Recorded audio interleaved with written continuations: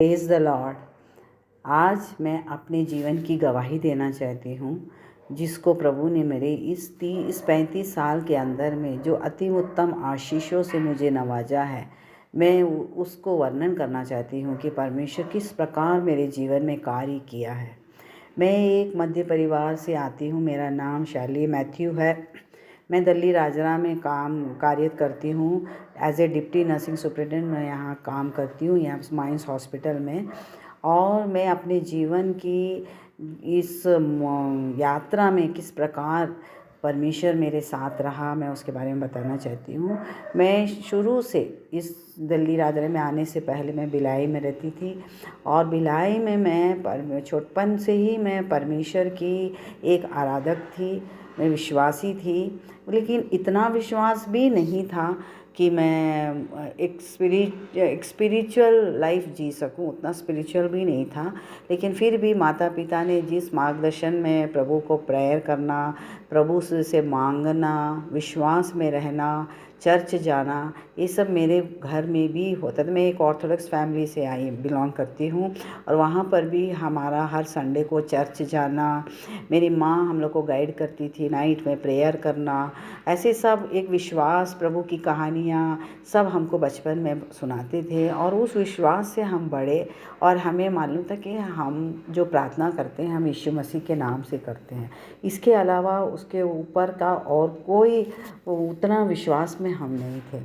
फिर उसके बाद मैं 7वीं में पढ़ती थी तो हमारा होली कम्युनियन हुआ।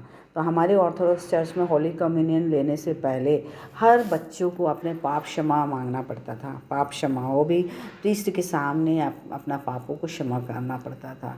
तो हमारे माँ समझाती थी, आप वहाँ जाके जैसे आप परमेश्वर के सामने, अब यीशु मसीह के सामने अपने पाप को अंगीकार करते हैं, वैसे आप अंगीकार करना, आपके पाप क्षमा किया जाएगा, ऐसे करके बोलते थे। तो हम इस विश्वास से कि इतने इनोसेंट थे कि हम वैसे ही जाके एक प्रीस्ट के सामने, छोटे तो थे हम, प्रीस्ट के सामने जाकर हम अपने पाप को क्षमा मांगते थे, पाप अंगीकार करते थे। हमारे पाप क्या थे? छोटे छोटे पाप थे। घर में चोरी करना, झूठ बोलना, किचन के खाने को चोरी करना, यही हमारा छोटा छोटा पाप था, जो हम अपने उस उम्र में हम उसको बड़ा पाप समझते थे, और हम उसको प्रीस्ट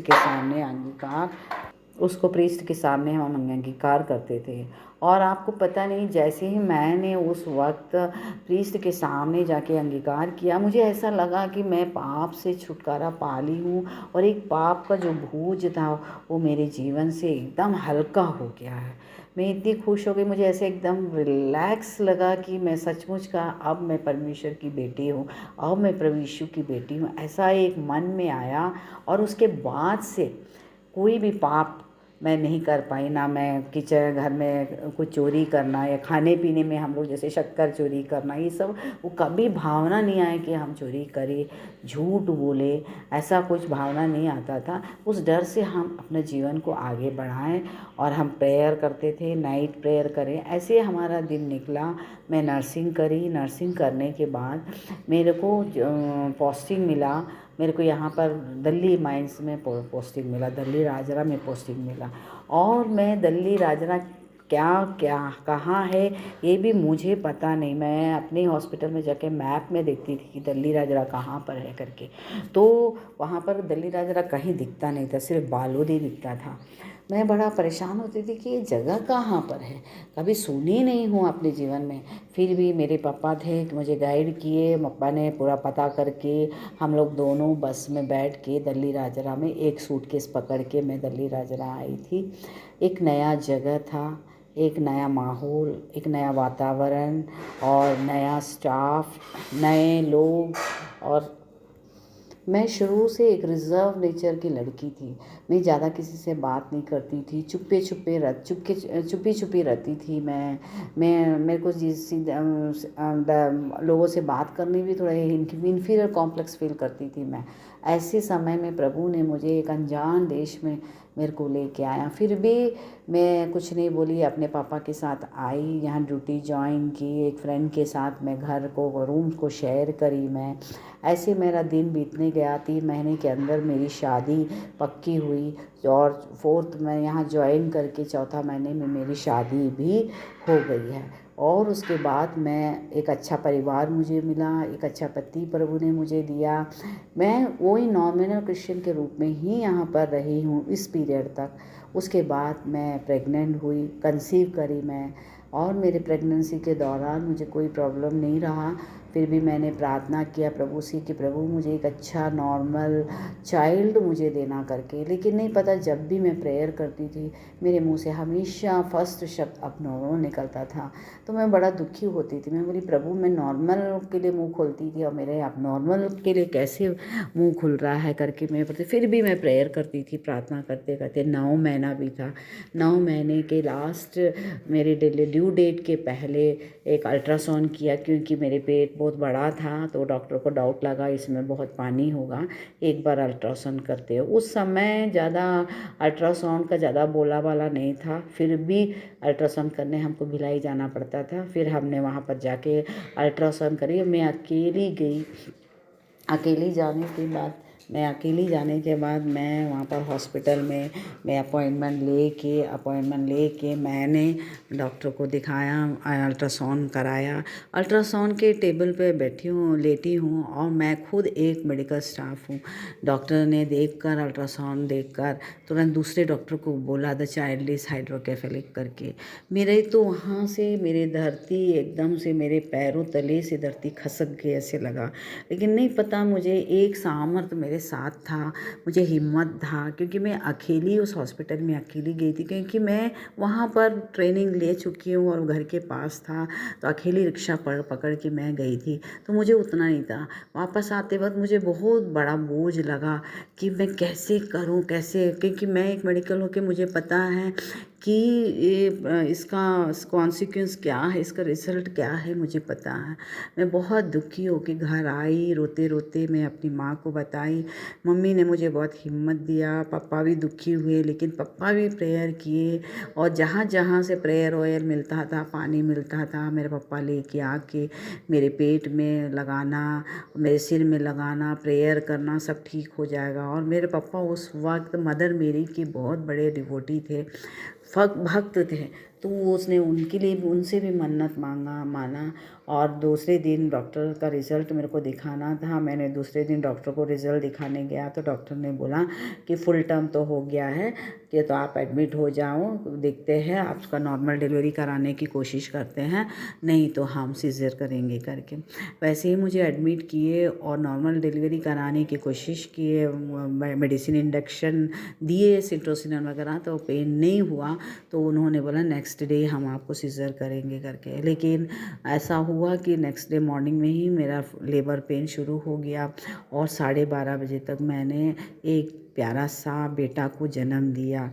और अब विश्वास नहीं करोगे, उस बेटे को देख के कोई भी नहीं बोलता कि उसके सिर में पानी है। फिर भी उन्होंने 8-9 दिन प्रीमेच्योर यूनिट में रखे और मैं प्रभु से प्रेयर ही करते रही। और जैसे ही मुझे डिलीवरी के बाद मेरे बेटे को मेरे हाथ में मेरे पास लेके आए, मैं सबसे पहले नहीं पता, मैं thank you Jesus, bless him ऐसे करके मैं प्रेयर करी यीशु मसीह से, प्रभु तो उसको ब्लेस करना, प्रेयर थैंक यू जीसस करके बोल के मैं, मेरे को जो जानकारी तो उस हिसाब से मैं प्रेयर करी और मैं रही। फिर उसके 8-9 दिन के बाद बच्चा मुझे हाथ में दिया और मुझे बताया गया कि आप ध्यान देंगे, बच्चे का हेड सर्कमफ्रेंस देखेंगे, वो बढ़ता है कि नहीं देखना, अगर बढ़ता है तो तुरंत हॉस्पिटल लेके आना, वॉमिटिंग होगा तो ले आना। लेकिन आप विश्वास नहीं करोगे, प्रभु की कृपा से ऐसा कोई प्रॉब्लम नहीं हुआ, ना उसका हेड सर्कमफ्रेंस बढ़ा, ना उसका वॉमिटिंग हुआ, एक्सरेज हुए, सब हुआ तो सब ओके हैं। और अल्ट्रासाउंड किया तो थोड़ा सा फ्लूइड उसमें दिख रहा है बोले। तो फिर उसके बाद ऐसे ही दिन बीता 1 महीना हो गया। 1 महीना हो गया तो डॉक्टर ने बोला कि आप जबलपुर लेके जाइए उसको, क्योंकि सीटी स्कैन कराना। तो सीटी स्कैन हमारे यहाँ नहीं होता, तो हमको जबलपुर जाना पड़ता है। तो 12 घंटे का रास्ता है हमको यहाँ से जबलपुर पहुँचने के लिए। तो मैं अपने पापा के साथ और अपने सिस्टर इन लॉ के साथ 1 मंथ का चाइल्ड को लेकर मैं जबलपुर गई। वहाँ पर तो मेरे को डॉक्टर ने पहले से बोला था कि इसको डाई लगा सकते हैं और एम्प्टी स्टमक रखना, 5 बजे से इसको एम्प्टी स्टमक रखना। मैं ऐसे ही ट्रेन में ही जर्नी में ही मैं उसको 5 बजे के बाद फीड नहीं दी। और उसके बाद वहाँ पर मैं अल्ट्रासाउंड के लिए मैं उन लोगों जबलपुर पहुँचे। उन्होंने तुरंत 8 बजे ही अल्ट्रासाउंड के लिए बच्चे के ले लिए थे, 1 मंथ चाइल्ड। और उन्होंने 12 बजे तक बोले कि उसको एम्प्टी स्टमक रखना, फीड नहीं देना, 12 बजे के बाद फीड देना करके। मैं बोली ठीक है। मैंने 12 बजे के बाद बच्चे को फीड दिया तो बच्चा फीड नहीं ले रहा है, फीड सकिंग कर रहा है लेकिन स्वॉलोइंग रिफ्लेक्स नहीं है। एकदम से बच्चा ब्लू हो रहा है और बका रहा था। मैं बहुत परेशान हो गई। मैं एक नर्सिंग स्टाफ थी करके मुझे मालूम है एस्पिरेशन जब होता है बच्चे को किस प्रकार हमको बच्चे को हैंडल करना है। हम उसी प्रकार बच्चे को उल्टा पकड़ के टैप पैटिंग किए और दौड़ के मैं अंदर आके बोल रही मेरे बच्चा ओके नहीं है, पी नहीं पा रहा है। फिर भी उन्होंने बोला वेट करो, शायद डाई का होगा, प्रॉब्लम होगा, ऐसे करके 5 बजे तक मैं वेट की। बच्चा रो रहा है दूध के लिए लेकिन मैं पिला नहीं पा रही थी क्योंकि वो बच्चा पी रहा है तो पूरा निकल रहा है, वो स्वालो नहीं कर पा रहा है, सक कर रहा तो स्वालो नहीं कर पा रहा है। बड़ा परेशान हो गया। तो वहाँ डॉक्टर भी जो पीडियाट्रिश जो एनेस्थेटिस्ट था वो भी परेशान हो गया। उन्होंने बोला चलो यहाँ पर, वो एक्चुअली एक छोटा सा क्लिनिक था, रेडियोलॉजी वाला क्लिनिक सेंटर था वो तो बड़ा हॉस्पिटल नहीं था। तो उन्होंने एक पीडियाट्रिशियन को कंसल्ट करके हमें ऑटो में ले जाके पीडियाट्रिशियन को दिखाया। तो पीडियाट्रिशियन ने देख के बताया कि ये एट्रोपिन का साइड इफ़ेक्ट है, ऐसे कोई प्रॉब्लम नहीं है, डरने की बात नहीं है। बच्चे को 24 आवर्स में भी अगर आप दूध नहीं पिलाओगे तो बच्चा डिहाइड्रेट नहीं होंगे, आप इसका टेंशन मत लो बोले। लेकिन आप लोग को डर है तो आप एक रात यहाँ रुक जाओ और ऑब्जर्वेशन में हम रखते हैं करके। लेकिन ऐसा है था कि उस टाइम जबलपुर में हमको एक ही गाड़ी मिलती थी और जो मॉर्निंग में जो गाड़ी पहुँचती थी वो नाइट में फिर वापस आती थी और उसके बाद 3 दिन के बाद ही गाड़ी मिलती थी। उस टाइम एटीएम तो नहीं था, हम उतना ही पैसा लेके जाते थे जितना ज़रूरत पड़ता था। हमने सोचा नहीं कि हमको 3 दिन वहाँ लॉज में वेट करना पड़ेगा। तो पापा ने बोला बेटा अपन उतना सोच के नहीं आए हैं, फिनेंशियली भी अपने पास उतना पैसा नहीं कि हम 3 दिन रहे, हमारा फूड अरेंजमेंट वगैरह सब के लिए। तो एक काम करते हैं अपन वापस जाते हैं, सब परमेश्वर के हाथ में देते हैं, प्रेयर करते हुए जाते हैं करके। तो रिज़ल्ट वो शाम को मिला तो सेम रिज़ल्ट था कि उसके सिर में पानी है। तो मैं बहुत निराश हुई। प्रेयर तो मेरा हो रहा था एक नॉर्मल नॉमिनल क्रिश्चियन जैसा प्रेयर करती थी वैसे ही मैं प्रार्थना करती थी, प्रभु ठीक कर दे, यीशु पप्पा चंगा कर दे, यीशु मैं अपने आप ही ऐसे प्रेयर करने लगी। मैं अपने पापा को ना शेयर करती थी ना मैं इन लॉज को शेयर करती थी। मैं इससे मैं सिर्फ अपने यीशु मसीह से ही प्रार्थना करती थी, उनसे ही बातचीत करती थी। फिर उसके बाद हम लोग वापस स्टेशन आए, वेटिंग हॉल में आए। तो आप विश्वास नहीं करोगे परमेश्वर हमको कैसे हर पल गाइड करता है, हमें हिम्मत देता, हमें सामर्थ्य देता। ऐसे ही वेटिंग हॉल में बैठी थी तो एक आंटी आई मेरे बगल में बैठी। तो क्या हुआ, और मैं झूठ नहीं बोल पाई, मैं सच बोली कि ऐसा ऐसा प्रॉब्लम था, हमने सीटी स्कैन के लिए आए हैं करके। तो आंटी ने वो बच्चे को देख के बोला ना डरो, क्योंकि मेरे घर में भी ऐसी बच्चा था लेकिन आज इतना स्मार्ट हैंडसम बच्चा है, आज जॉब कर रहा है, नौकरी कर रहा है, आप टेंशन मत लो, ऐसे होता है, ठीक हो जाते हैं। मेरे को वो तसल्ली मिला, मुझे ऐसा लगा कोई दूत आकर मुझे तसल्ली देकर चले गया। फिर वो व्यक्ति औरत कहाँ चलेगी मुझे पता भी नहीं, मैंने उसे देखा भी नहीं। रात के 11 बजे ट्रेन आया, हम लोग ट्रेन में चढ़े। हम लोग को कोई टिकट रिजर्वेशन नहीं था क्योंकि हम लोग उसी दिन पहुँचे और उसी रात को हम लोग को चढ़ना था। हमने एक मिलिट्री कंपार्टमेंट में घुसे और वहाँ पर हम देखे कि मिलिट्री वाले हैं, लेकिन उन्होंने दया दिखा के कि मेरे हाथ में 1 मंथ का चाइल्ड है तो उन्होंने अपना सीट उठ कर मेरे को और मेरी सिस्टर इन लोग को सीट दिया कि आप लोग बैठो। फिर पापा जाके रिजर्वेशन सब ओके करा के आए कि उसी जगह में हमको सीट मिल गया था। और उसके बाद हम ऑन द वे में आ रहे थे कि तो 11 साढ़े 11 बजे मेरा बेटा बहुत रोने लगा भूख के मारे। मैं इतना डर गई, मैं बोली कैसे करूं, गाड़ी चल रहा है, मैं दूध पिलाऊंगी एस्पिरेट कर देगा, यहाँ कोई हॉस्पिटल नहीं, कोई कैसे बच्चे को बचा पाऊंगी। ऐसे मेरे अंदर में इतने द्वंद्व युद्ध चल रहे थे कि मैं पिलाऊं कि नहीं पिलाऊं। मैं इतना परेशान हो गई थी, नहीं पता मुझे कहाँ से सामर्थ आ गया। मैं प्रभु से प्रार्थना की, प्रभु अगर तू चाहता है कि ये बच्चे को तेरे को वापस चाहिए तो तू ले ले, लेकिन पिता मैं यहाँ पर उसको ऐसे लेके आई हूँ तो मैं नहीं चाहती हूँ कि इस ट्रेन में किसी को पता चले कि मेरा बच्चे को कुछ हो गया है करके। मुझे इतना सामर्थ्य देना पिता कि मैं इस बच्चे को अपने हाथों में लेते हुए घर जाऊँ। कहने का मतलब मेरे को ऐसा लगा कि एस्पिरेट कर देगा, बच्चा का डेथ हो जाएगा, और मैं ये किसी को बताना नहीं चाहती। मैं अपने हाथों में रात भर रख के मैं अपने घर चुपचाप लेके जाऊँ। मुझे सामर्थ्य देना पिताजी कि मैं इसको सह सकूँ और इस सामर्थ्य से मैं अपने डेड बॉडी, बच्चे का डेड बॉडी को लेके जाऊँ। ऐसे करके, क्योंकि मैं उस टाइम उतनी उम्र की नहीं थी, 24 ईयर्स कंप्लीट ही हुआ था, और मैं ये सब, क्योंकि हम वो सब चीज़ देख चुके थे मेडिसिन में पीडियाट्रिक बच्चे को, तो मेरे को बहुत दुख लगा। मैं फिर भी हिम्मत की, प्रभु तेरे हाथों में मैं सौंपती हूँ, बस तू मुझे इतनी शक्ति देना कि मैं सब कुछ सह लूँ, ना यहाँ पर और कोई सहे। ऐसे करके बोल के मैंने दूध पिलाया। आप विश्वास नहीं करोगे, ये praise the Lord, thank you Lord, प्रभु जब मेरा बेटा गट गट गट से दूध पीने लग गया, मैं इतना खुश हुई, इतना खुश हुई, प्रभु को मैं इतना थैंक्स दी। प्रभु धन्यवाद धन्यवाद धन्यवाद करके बोल के मैं प्रेज करते गई, और मैं इतना खुश हो गई। मैं उसके बाद हम सुरक्षित घर आए। घर आने के बाद 1 महीना हो गया, बच्चा ओके है, नॉर्मल है। फिर वो ऐसे रूटीन हम उसको देखभाल कर रहे थे, कोई प्रॉब्लम नहीं था, अच्छा एक्टिव बच्चा बेटा था। और जैसे 3 महीने के बाद बच्चा इधर उधर देखने लगा, तो मैंने देखा कि वो जहाँ मैं आवाज़ में सामान दिखाती हूँ, ऑब्जेक्ट्स दिखाती हूँ, तो वहाँ पर देखता नहीं था, वो दूसरी ओर दिखता। मुझे एक डाउट लगा कि आँख में कोई प्रॉब्लम तो नहीं है। फिर मैंने आई और डॉक्टर को जाके दिखाया, तो उन्होंने देखकर बोला कि एक बार इनका CT स्कैन कराना पड़ेगा, देखो ऐसे करके। मेरे को कुछ नहीं बोले, उन्होंने पूरा फंडस उंडस करने के बाद मेरे कलीग को बताया कि बच्चा तो ब्लाइंड हो जाएगा क्योंकि उसका नर्व सूखा है ऐसे करके। मेरे को बहुत दिन के बाद पता चला, लेकिन मेरा एक हिम्मत था कि मेरे यीशु मसीह मेरे साथ है, वो मेरे बेटे को चंगा करेगा। मेरे को डॉक्टरों पर भी कोई भरोसा नहीं रहा, मेरा पूरा भरोसा मेरे यीशु मसीह पर था। मैं यीशु मसीह पर विश्वास करी कि नहीं, वो चंगा करेगा, वो ठीक करेगा। ऐसे करके मैं दिन निकाली। फिर उसके बाद डॉक्टरों से हम फॉलोअप करते थे, न्यूरो फिजिशियन से।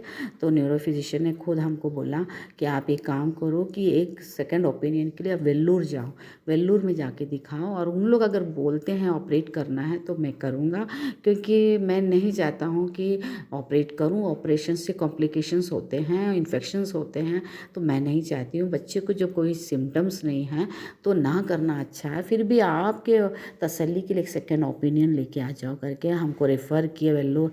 हम वहाँ पर गए, वही प्रार्थना दुआ के साथ मेरा वचन, बाइबल भले मैं कम पढ़ती थी, लेकिन मेरे को बस प्रेयर में टच में थी मैं परमेश्वर के। मैं वहाँ गई, वहाँ डॉक्टर को दिखाए, उन्होंने भी अल्ट्रासाउंड वगैरह किए। उसके बाद उन्होंने बोला पानी तो है। मैं बहुत निराश हो गई थी। उन्हें रिपोर्ट मिलने से पहले हम लोग वेट कर रहे थे रिपोर्ट के लिए वेल्लूर में। तो वेल्लूर के चर्च चारों ओर, अंदर में चर्च था, तो चारों ओर के जो दीवारों में बाइबल खुले हुए ग्लास कबोर्ड में रखे हुए थे। मैं एकदम परेशान हो गई कि रिज़ल्ट क्या होगा। मैं प्रभु को बोलती, प्रभु नॉर्मल रिज़ल्ट आना, नॉर्मल रिज़ल्ट आना, मेरा प्रार्थना ये था। उसके बाद मैंने ना बहुत बेचैनी हुआ, बहुत परेशानी हुआ। मैं किससे शेयर करूं, क्योंकि मेरी mother in low father in लो मेरे साथ आए थे, मैं उनसे भी शेयर नहीं कर सकती हूँ, कैसे करूं करके बोल के मैंने जाके एकदम वचन बाइबल के पास चली गई, और वचन को पढ़ने के लिए मैंने खोला नहीं, वचन जैसे ही मेरी आँख गई, मैं आश्चर्य करी कि प्रभु मेरे को वहाँ से कोई जैसे बात कर रहा है वचन से। और आपको विश्वास नहीं करेगा वो वचन क्या था। भजन संहिता 41 का 2 और 3 था। यहोवा उसकी रक्षा करके उसको जीवित रखेगा और वह पृथ्वी पर भाग्यवान होगा। तू उसको शत्रुओं की इच्छा पर ना छोड़। जब वह व्याधि के मारे शैया पर पड़ा हो तब यहोवा उसे संभालेगा। तू रोग में उसके पूरे बिछौने को उलट कर ठीक करेगा। मेरे को इतना तसल्ली मिला, मैंने अपने प्रभु को इतना धन्यवाद दी, प्रभु मुझे और कुछ नहीं चाहिए, तूने मुझे जवाब दे दिया, तो मेरा बेटे को चंगा करेगा, कर दिया, मैं विश्वास करती हूँ करके बोल के मैं वो थोड़ा सा रिलीफ होके मन को चैन करके मैं वापस आई। वापस भी ऑन द वे में मैं बहुत परेशानियाँ आई। बच्चे को लूज़ मोशन होने लग गया था, ट्रेन भर में परेशानी, लेकिन एक एक लोग आके मुझे इनकरेज कर रहे हैं, एश्योर कर रहे हैं कि ये दवाई दो, ये दवाई पिलाओ, ये दवाई दो। मैं हर लोगों का बात सुन सुन के उनका ये इवन पानी तक ख़त्म हो गया था। हम उनको ब्लैक चाय, ब्लैक टी पिला पिला के मैं बच्चे को ट्रेन से लेके आई। वो एक दौर था कि मैं फिर भी प्रभु का हाथ नहीं छोड़ी, प्रभु का हाथ पकड़ के मैं आते आई। और फिर उसके बाद धीरे धीरे दिन गया तो मेरे पापा ने ये प्रॉब्लम जब प्रेगनेंसी में अल्ट्रासाउंड में निकला था तो मेरे पापा ने मन्नत माना था वेलांगनी। मदर मेरी को बहुत मानते थे, तो मदर मेरी के पास जब मेरा नाती ठीक रहेगा 1 साल के अंदर, 2 साल के अंदर अगर ठीक रहेगा तो मैं उसको ज़रूर आपका दर्शन कराऊंगा, ऐसे बोले। और मैं जिस जहाँ पर शादी दिए हैं वहाँ बिल्कुल एंटी है, वो लोग मदर मेरी को मानते नहीं हैं। और मेरे अंदर में मैं बचपन से विश्वास करती हूँ करके वो विश्वास मेरे में था, लेकिन मैं कैसे शेयर करूँ, कैसे मैं इनको बोलूँ कि मेरे पापा ले जाना चाहते हैं हम दोनों को, इन लोग मानेंगे क्या नहीं, ऐसा मैं सोच रही थी। मैंने प्रेयर किया, प्रेयर करके मैं अपने पापा को, फादर इन लॉ को मैंने बोला कि ऐसे ऐसा है, मेरा पापा का इच्छा है कि आप विलिंग हो गया, मेरे को छोड़ोगे क्या करके। तो पापा एक बार में तैयार हो गए, बोला कि बिल्कुल तू जा, मन्नत माना है तो उसको कभी नहीं रखना, तू अपने पापा के साथ जा करके। मैं इतना खुश हुई, जहाँ पर एंटी था लेकिन परमेश्वर ने वहाँ रास्ता दिखाया, क्योंकि वचन कहता है ना कि जो तू मन्नत करती है उसको पूरा करना। प्रभु ने रास्ता दिखाया, हम वहाँ पर बच्चे को लेके गए, मन्नत माने, मन्नत पूरा किया जो भी मेरा पापा किए थे। क्योंकि मेरे को तो उतना ज्ञान था नहीं था, जैसे पापा लेके के वैसे गए, हम लोग वहाँ से वापस आए। और उसके बाद फिर नॉर्मल रूटीन चला। उसके बाद फिर मेरे इन लॉज़ को थोड़ा सा विश्वास आने लग गया कि चलो अपन भी जाएंगे वहाँ पर घूमेंगे। तो ऐसे करके हम लोग एक बार ऐसे घूमने गए। इस पीरियड में, इस बीच में 1 साल के अंदर में मेरा बेटे को फेब्राइल कन्वर्शन हो गया, फीवर आ गया। फीवर के आने के बाद एकदम सीवियर कन्वर्शन, ऐसे 2 बार फीवर में कन्वर्शन है। मैं बहुत परेशान हो गई, मैं बोली अब ये बच्चा फिट्स में आएगा क्या, ऐसे करके मैं बहुत दुखी थी। प्रेयर करते रही क्योंकि ओनली फेब्राइल होता था, तो फेब्राइल कभी कभी कन्वर्ट होने का भी चांस रहता है, ऐसा करके था, लोग बोलते थे। तो मैं बड़ा दुखी हो गई, प्रेयर ही करती थी, प्रार्थना करते रही। और वैसे ही हम लोग वेलांगनी के लिए निकले। वहाँ पहुँचे, हम लोग सब घूमे, प्रेयर वेयर करके जब हम लॉड्ज में आए, लॉड्ज में आने के बाद इतना सीवियर कन्वर्शन मेरे बेटे को हुआ वहाँ पर उस रात को, इतना सीवियर कि वहाँ पर हम लोग दौड़ रहे हैं, डॉक्टर को बुलाए। डॉक्टर थोड़ा देर के बाद बच्चा ओके हो गया, नॉर्मल हो गया। वहाँ पर कोई डॉक्टर नहीं था, कोई मतलब ऐसा माहौल प्रभु ने क्रिएट किया कि हमको सिर्फ उसका हाथ पकड़ना था, हमको परमेश्वर के हाथ पकड़ के ही हमको अब बुलाना था, पुकारना था, कोई डॉक्टर नहीं। ऐसा हो गया, थोड़ा देर में बच्चा ठीक हो गया। मैंने वहाँ पर एक प्रण किया था, प्रभु आज इस दरबार में आकर ये लास्ट कन्वेंशन है, मैं इसके बाद ये घर वापस जाऊँगी तो ये बच्चे को मैं हॉस्पिटल नहीं दिखाऊँगी, मैं बोलूँगी भी नहीं डॉक्टरों को कि मेरे बेटे को यहाँ पर कन्वेंशन आया है, आप इसको देखो करके। प्रभु ये लास्ट कन्वेंशन में विश्वास करती हूँ, और अगर फिर कन्वर्शन होगा तो मैं पक्का डॉक्टर को दिखाऊंगी, मैं उन्हीं पर भरोसा करके आगे बढ़ूंगी। ऐसा मेरा एक ये था कि मैं पक्का, लेकिन अभी मैं नहीं दिखाऊंगी, मैं विश्वास करती हूँ तू उसको चंगा किया। आप विश्वास नहीं करोगे, उस 2 साल के बाद आज तक मेरे बेटे को कोई कन्वर्शन, कोई परेशानी नहीं हुआ, कोई फिट्स भी नहीं आया। और इतना है कि उसका एक साइड थोड़ा वीक है, थोड़ा माइलस्टोन भी डिलेड था, फिर भी मैं उसको क्लास नॉर्मल स्कूल में डाली। वो जाता था, स्कूल अटेंड करता था, पढ़ता था। हर बच्चों के समान जीनियस और ये नहीं था, लेकिन बाकी सब चीज़ों में बहुत जीनियस था बच्चा। पढ़ाई में थोड़ा सा ये था, फिर भी मैंने ऐसे एक नॉर्मल मदर की तरह उस बच्चे को मैंने पढ़ाया, एजुकेट किया। और आप विश्वास नहीं करोगे, आज वो बेटा मेरा MA BEd कर लिया और गवर्नमेंट स्कूल में इंग्लिश लेक्चरर के रूप में काम करता है। आप विश्वास नहीं करोगे कि वो बेटे का, हम लोग बोलते थे कि इसको आँख नहीं दिखेगा, इसको डबल लेंस लगेगा, ये सब था, लेकिन मेरा बेटा कुछ नहीं लगाता था। बिना लेंस के, बिना इसके छोटे छोटे अक्षर पढ़ लेते थे, छोटे छोटे वर्ड्स रीड कर लेते थे और अच्छा बुक रीड करता था।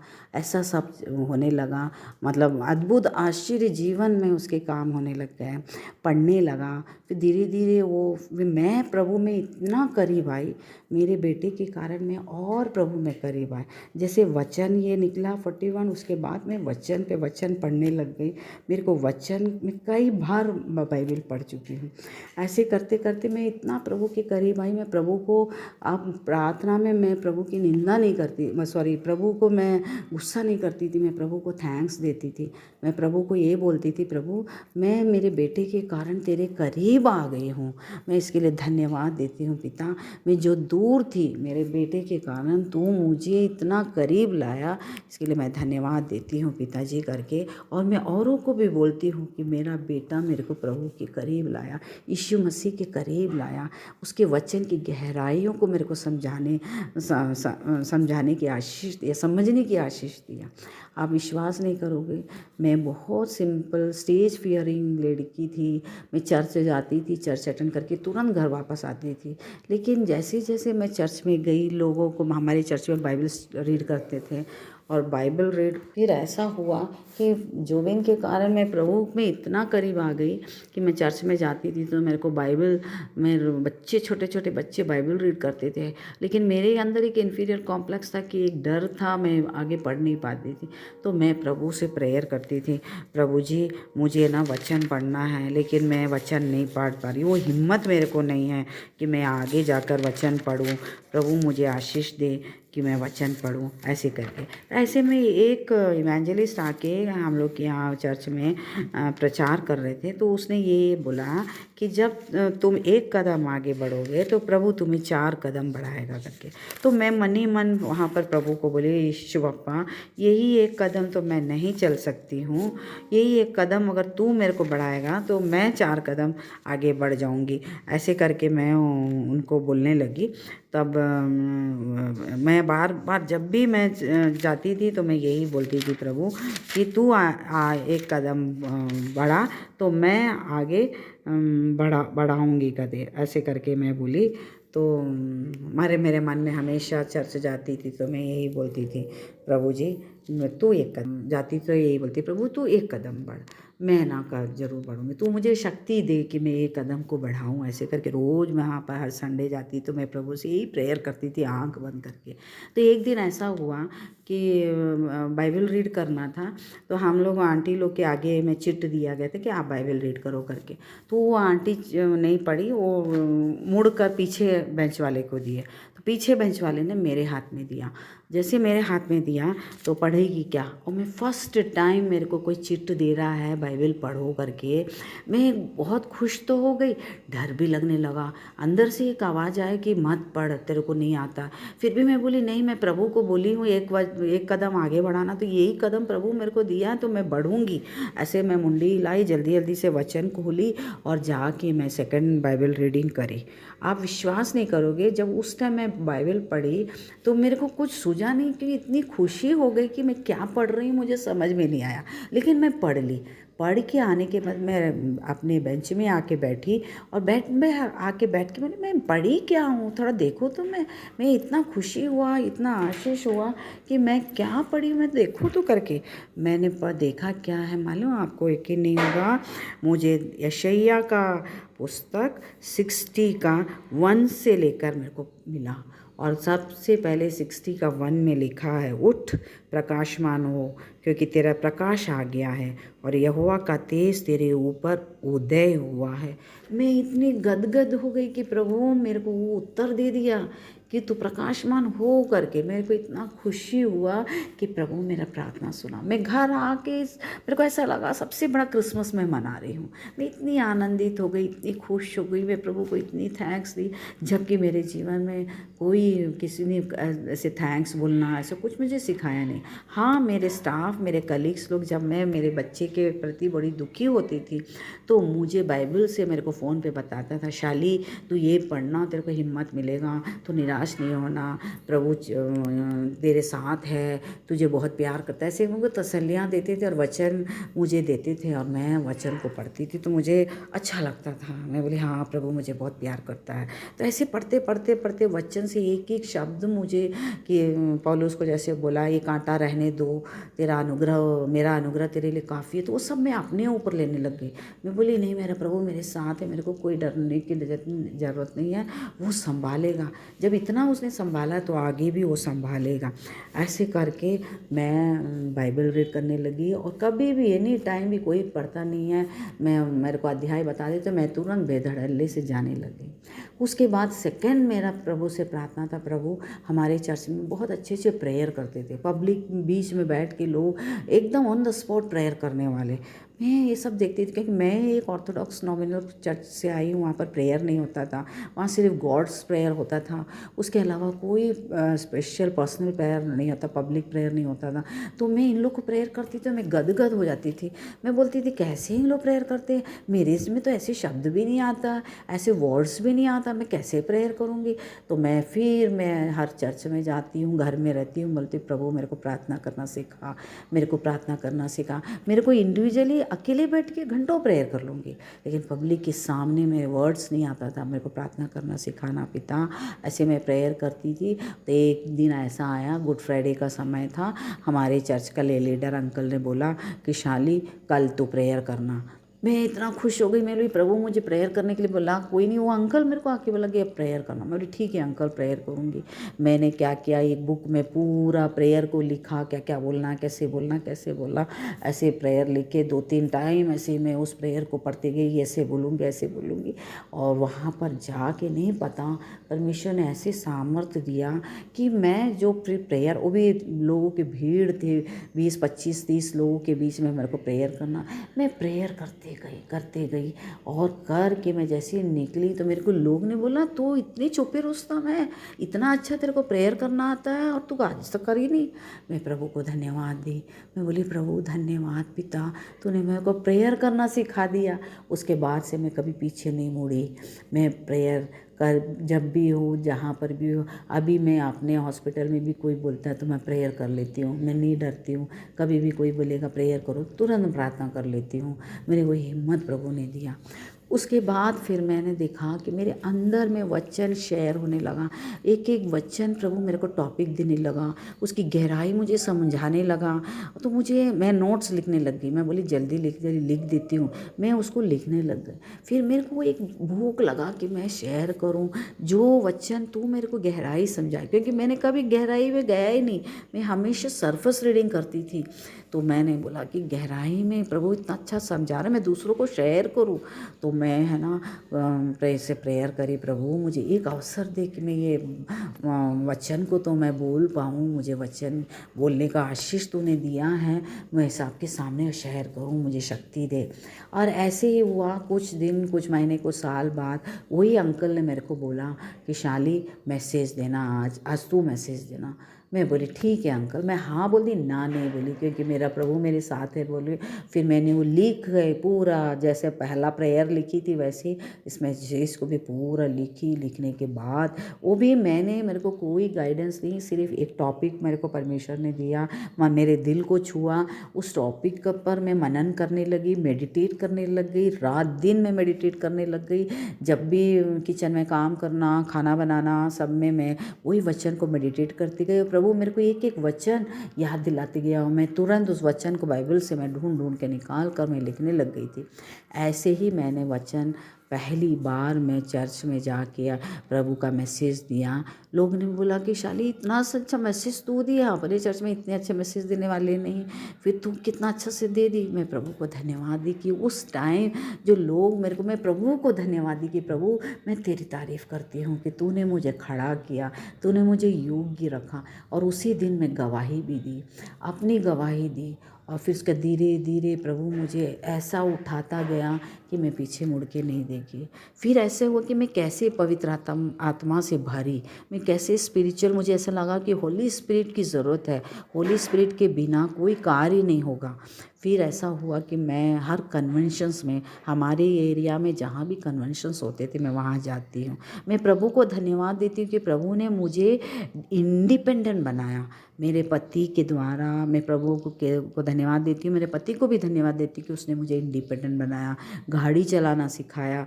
और उसके बाद मैं गाड़ी में अकेले कन्वेंशंस होते थे, मैं कभी बच्चे को, बेटा को लेके जाती थी, कभी मैं खुद अकेले जाके कन्वेंशन अटेंड करती थी, प्रेज़ एंड वर्शिप अटेंड करती थी। और उसके बाद मैं वहाँ से जो मुझे अच्छा लगता था उसको ग्रहण करती थी और रात दिन मनन करती थी। ऐसे मेरे को हॉली स्पिरिट से धीरे धीरे भरने लगा, सही गलत का एहसास होने लगा, वचन क्या है उसकी गहराई मुझे समझ में आने लगा, एक एक अर्थ को समझाने लगा परमेश्वर मुझे। अंदर ही अंदर से, मुझे ऐसा नहीं बोल रही कि कोई मुझे सिखा रहा है, कोई मुझे बोल रहा नहीं पता, परमेश्वर मुझे अंदर ही अंदर, जैसे मैं उसकी चुनी हुई बेटी हूँ। फिर मुझे रियलाइज़ हुआ मैं हमेशा ये प्रभु प्रभु परमेश्वर ऐसे प्रार्थना करती थी। लेकिन एक समय ऐसा है कि मैं प्रभु को पिता बोलने लगी, पिताजी, मेरा पापा, ऐसे मैं एक रिलेशन, मेरा पापा का रिलेशन बन गया, मेरे पिताजी का रिलेशन उनके साथ बन गया। और उसके बाद आप एक आजकल ऐसा हुआ कि मैं कन्वेंशन में जाती तो मैं कुछ पैसा लेके जाती हूँ कि कुछ बुक्स, मैं बुक्स पढ़ने का बहुत शौक़ रखती थी, तो मेरे को बुक्स पढ़ना है। तो मैं पहले बहुत ऐसे वीकलीज़ वगैरह मैगज़ीन्स पढ़ती थी, लेकिन सब जब मैं प्रभु में आई ये सब वीकलीज़ मैगज़ीन्स बंद हो गए, सिर्फ स्पिरिचुअल बुक्स में पढ़ने लग गई। तो ऐसे में कन्वेंशंस में जाती थी तो मैं स्पिरिचुअल बुक ढूंढती थी, वहाँ पर बुक स्टॉल लगता था तो बुक्स पढ़ती थी, लेती थी। तो ऐसे ही मैं एक दिन ऐसे बुक लेने गई थी मैं, तो मेरे पीछे से मैं पॉल योंगिच का एक बुक उठाई, तो वो पीछे से एक व्यक्ति आके बोला कि ये बुक बहुत अच्छा है, एक बुक आप पढ़ना करके, ऐसे करके। तो मैंने बोला ये आदमी का स्टॉल होगा, मैं ये बुक को नहीं लूँगी करके बोल के मैंने टेस्टिमनी वाला 2 बुक ली और वो जानबूझ के वो बुक को नहीं ली। देखो मनुष्य के प्रभु अच्छा कार्य करना चाहता है और वहाँ पर डेविल भी काम करता है ऐसे। तो हमें अनजान थी, मुझे इतना ज्ञान था नहीं, मैं आके वो टेस्टिमनी वाली बुक्स वगैरह पूरा पढ़ी, बहुत दिल को कायल हुआ। ऐसे मेरा कुछ 15-20 दिन हो गया, 15-20 की महीना मुझे याद नहीं है। कुछ समय बीतने के बाद मेरे ही कलीग ने मुझे एक बुक दिया, बोला कि दीदी ये बुक इंग्लिश में है, आप इसको पढ़ो और मुझे इसको हिंदी में समझाना। मेरे को एक व्यक्ति ने दिया है, वो मुझे समझ नहीं आता है इंग्लिश के, तो मैं बोली दे मुझे। तो मैंने देखा वही बुक, जिस बुक को प्रभु का दूत मेरे को लेना चाह रहा था, मैं ना लेके वो मेरे को फ्री में वो बुक दी। आप विश्वास नहीं करोगे, जैसे ही वो मैं बुक स्टार्ट करी, बुक को कंप्लीट करते करते मैं इतनी होली स्पिरिट से फील्ड हो गई, मुझे नज़र ही नहीं आ रहा था कुछ। मुझे ऐसे लगा मेरे आजू बाजू में होली स्पिरिट मेरे साथ खड़ा है, मेरे होली स्पिरिट मेरे संग है, हर चीज़ में मैं होली स्पिरिट से बात करने लगा। मेरे को वो होली स्पिरिट का फुलनेस मेरे को महसूस हो गया। मैं बहुत खुश हो गई, प्रभु मैं ये बुक को छोड़ी थी मैं, क्योंकि प्रभु को होली स्पिरिट क्या है, वो व्यक्ति है, वो पर्सन है, उसके बारे में तो समझा है। उससे पहले तक तो मैं होली स्पिरिट को हम कुछ जानती नहीं थी, आज मैं होली स्पिरिट के बारे में जानने लग गई, ऊपर क्या है इतना बड़ा। ऐसे करके मैं इतना धन्यवाद दी प्रभु को। और ऐसे ही फिर मैं बुक्स पढ़ने लगी, पढ़ते पढ़ते फिर एक और बुक मेरे जीवन में और मेरे को प्रभु में करीब लाया, वो है गुड मॉर्निंग होली स्पिरिट। किसके द्वारा कि मैं कहीं ना कहीं से कि बुक स्टॉल से ही मैं ख़रीदी उसको, ये होली स्पिरिट का जैसे पढ़ी, उसके बाद गुड मॉर्निंग होली स्पिरिट पढ़ती करके वो भी पढ़ी, तो मेरे को प्रभु का प्रेजेंस को मेरे साथ है, मेरे साथ चल रहा, बात कर रहा है, जब भी वो ऐसे वाला मेरे को एक महसूस मेरे को होने लगा। ऐसे करके मैं धीरे धीरे प्रभु में इतना भर गई कि मैं आप वचन भी मैं कई बार पढ़ चुकी हूँ, उसकी गहराई एक एक बार जब जब पढ़ो एक एक बार उसका प्रकाशन देता है। तो मैं ये बताना चाहती कि आज मैं अगर प्रभु में हूँ मेरे बेटे के कारण है, लेकिन मेरे बेटे को भी अनगिनत आशीषों से नवाजा। उसने जैसे मुझको वचन पढ़ते हुए, गवाही देते हुए, मैसेज देते हुए देखा, तो मेरा बेटा एक दिन मेरे को बोला, मम्मी मैं भी मैसेज देना चाहता हूँ करके।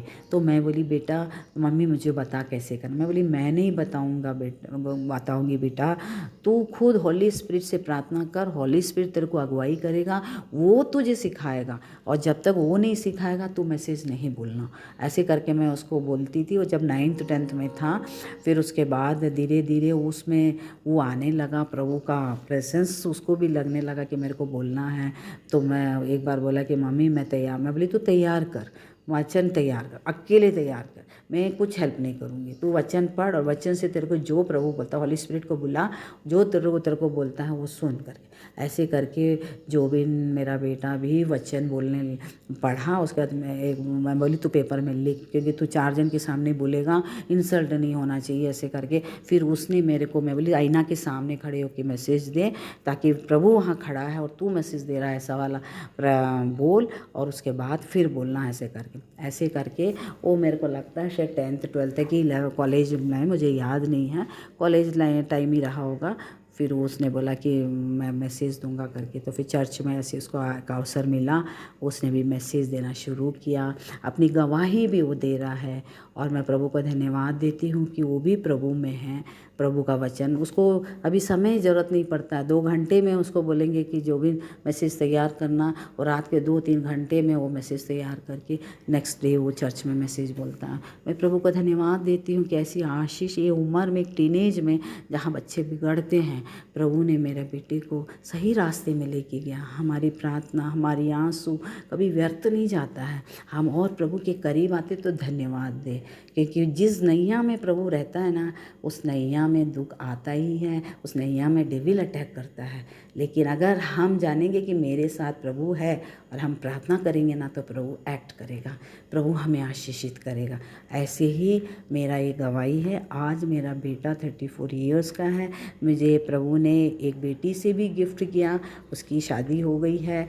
अब बेटे के लिए एक जीवन साथी की ज़रूरत है, और वो मेरे को विश्वास है कि प्रभु आदम को अकेला नहीं छोड़ा, उसको एक जीवन साथी दिया, तो मेरे बेटे के लिए भी एक जीवन साथी रखा है। और जो आँखों ने नहीं देखा, जो कानों ने नहीं सुना, जो चित्त ने नहीं सोचा, वो मेरा परमेश्वर मेरे बेटे के लिए देगा। मैं विश्वास करती हूँ।